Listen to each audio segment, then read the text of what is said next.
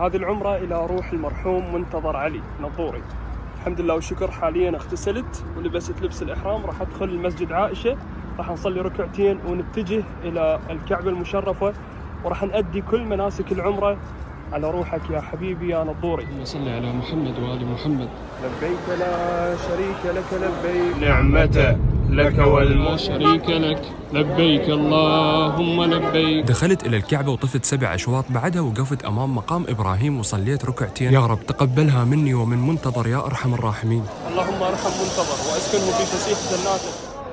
ثم انتقلت للسعي بين الصفا والمروة، وبعدها رحت حلقت وهيج كملت العمرة بشكل حاليا كامل. مناسك العمرة على روح المرحوم منتظر علي.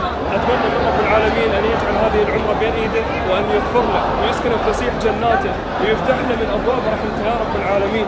أنا ممتن لشركة باب الريان للحج والعمرة اللي بفضل الله ثم فضلهم قدرت أجل هذا المكان، قدرت أسوي عمرة نيابية. الحمد لله والشكر، الحجي مدير شركة باب الريان للحج والعمرة ما قصر وياي، وأسوي عمرة لنفسي وعمرة نيابية. أسأل الله سبحانه وتعالى أن يكتبها المنتظر، الله يرحمه ويجعلها نور في قبره في هذه الأيام إن شاء الله، وينزل النور والسرور إلى قبره، ويجعل قبره روضة من رياض الجنة إن شاء الله.